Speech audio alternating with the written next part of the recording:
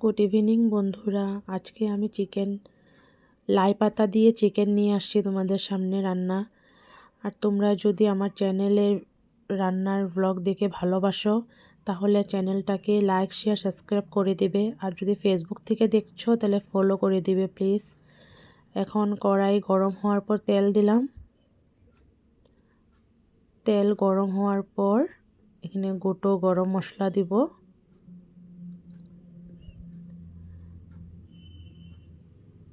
Long, এলাচি আর দারচিনি। তারপর আলুগুলো দিয়ে দিব। আলুগুলো ভাজা ভাজা হলে একটু লবণ, একটু হলুদ দিব, ভাজা ভাজা করব।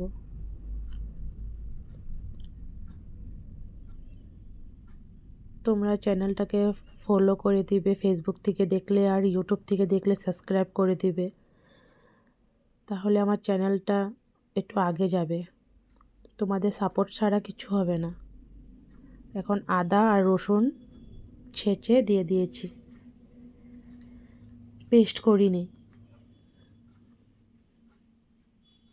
এখন পেঁয়াজ দিয়ে দিলাম, পেঁয়াজ দিয়ে ভাজা ভাজা করলাম।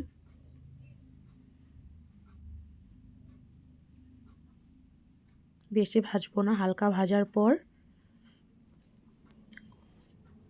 টমেটো দিয়ে দিব।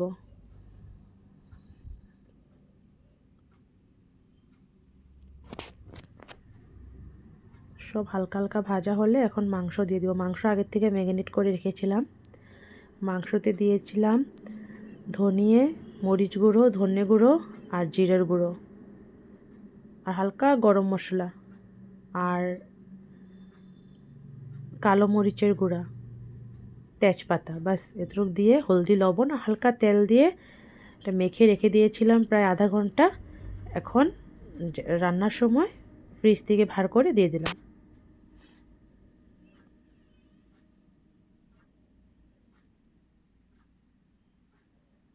হালকা লাড়াচাড়া করতে থাকবো, হালকা কষানি হলে তারপরে দিব জল অ্যাড করব। জল অ্যাড করার আগে এখানে লাই পাতা দিয়ে বানাচ্ছি, যেহেতু লাই পাতাটা অ্যাড করব। লাই পাতা অ্যাড করে তারপরে জল দেব। এখন মাংসর থেকে তেল ছেড়ে দিয়েছে।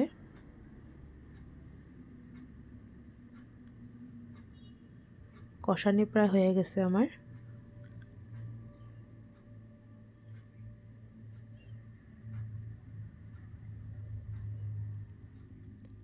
এখন লাই পাতা দিয়ে দেব।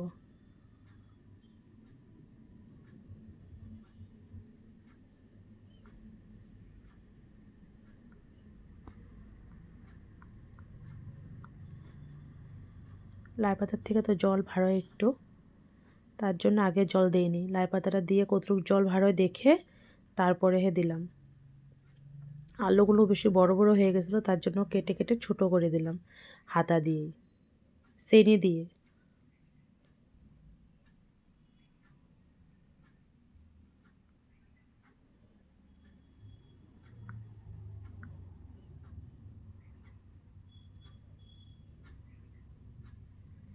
জলটা শুকিয়ে গেছে, এখন হালকা জল দিয়ে দেব। জল দিয়ে সিদ্ধ হওয়ার জন্য ঢেকে দেব।